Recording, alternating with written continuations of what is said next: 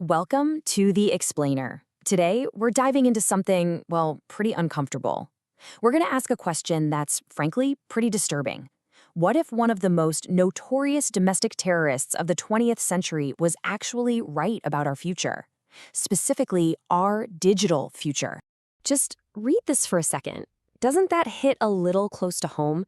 It perfectly nails that feeling, the one where you feel like you're being guided or maybe even managed by your social media feed, by the ads that follow you everywhere, by the algorithms that kind of run the show now.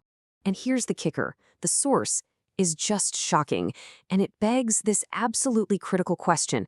How on earth did a violent criminal writing this almost 30 years ago manage to describe our world today, in 2025, with such pinpoint, almost chilling accuracy? Okay, so let's get into it. Here's how we're going to break this all down. Okay, before we go any further, we have to be crystal clear about something. Kaczynski's actions, his violence, were criminal. They were indefensible, period. So this explainer, we're focusing only on the analysis of his ideas that you'll find in the source material. This is not in any way an endorsement of the man. His whole argument was that the real danger wasn't some big, bad government coming to take our freedom. No, he said the threat was something way more subtle. It was a system so convenient and comfortable that we'd just willingly give up control. We'd become like happy passengers, outsourcing all our decisions to these complex technologies that, let's be honest, most of us don't really understand. So to really get what this critique is all about, we need to wrap our heads around his core concept. It's a psychological theory he called the power process. And here's the thing. He said this isn't just some nice-to-have feeling. It's a deep biological need. It's literally hardwired into our DNA from, millions of years of evolution where just surviving was the name of the game. Now, the key here isn't just these 4 steps. It's how they form this crucial feedback loop in our brains. He argued that for us to feel satisfied, to feel like we've actually done something meaningful, we have to complete the whole circuit. Have a goal, put in the effort, achieve it, and, this is the big one, feel like we were in control the whole time. That's autonomy. Okay, so here's the problem he pointed out. Modern life is pretty good at meeting our basic needs, right? We have food, shelter, but in doing that, it accidentally creates this weird psychological vacuum. We're all revved up with this ancient biological engine that wants to struggle and achieve, but there are no real natural challenges to point it at anymore.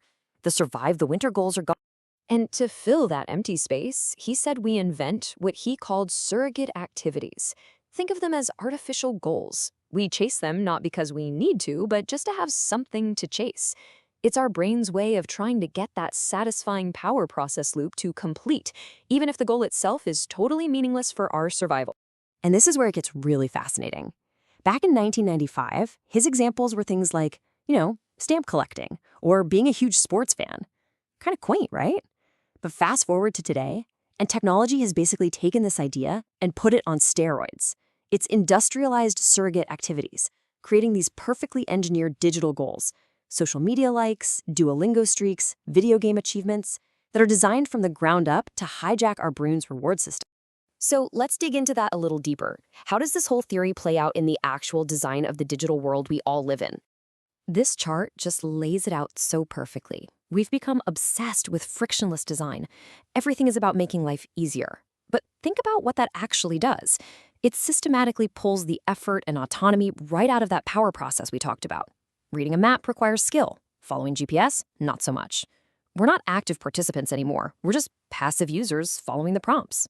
And this is a really crucial point. He wasn't saying this is some grand conspiracy being forced on us from above. It's way simpler, and maybe way more insidious than that. It's just the sum of billions of individual choices. Every time you or I choose the easier, more convenient option, we add one tiny brick to a wall of dependence. And eventually you end up with a whole society that literally can't function without that technology.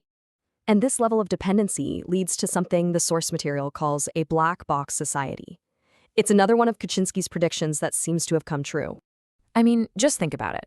We've handed over some of the most important decisions in our lives to these algorithms. Whether you get a loan, whether you get a job interview, even what news you see. These are all decided by the black box. And the scariest part? It's a black box. These systems are so complex that often Nobody, not even the people who built them, can tell you exactly why it made the decision it did. But okay, let's pump the brakes for a second. There is, of course, a huge counterargument to all of this. To be fair, we have to look at the other side, the techno-optimist defense. Is all this tech really a cage, or is it a tool that's setting us free? And this table really sums up the whole debate, right? On one hand, you've got the techno-optimists saying, look, this tech is creating abundance, it's solving huge problems, it's making us superhuman. And on the other side, you have the rebuttal, which says, yeah, but at what cost? We're trading our freedom for that comfort. And that superhuman stuff, that's not augmentation. That's just a fancy word for dependence. The core of that rebuttal is this concept called the ratchet effect. It's like a one-way street. Once society fully adopts a new technology and rebuilds itself around it, you can't go back. You can't just opt out. I mean, try living without a smartphone today. You're not exercising your freedom. You're basically exiling yourself from modern society, from banking, jobs, even social life. Which brings us to our final section, the source's take on what this all adds up to, the algorithmic cage we might be living in right now. So the analysis pretty much concludes that we made the trade. We chose convenience over autonomy. That feedback loop he warned about, it's not a future prediction anymore. It's just how things work. These systems watch us, they learn from our data, they subtly nudge our behavior with personalized content, and then they get even smarter based on how we react. And we're just sitting right in the middle of that loop. And when you just lay it out point by point, it's honestly pretty staggering. The parallels between what he wrote in 1995 and our reality today are impossible to ignore. Freedom for convenience? Check. Surrogate activities driving our attention? Check. Black box control? Big check.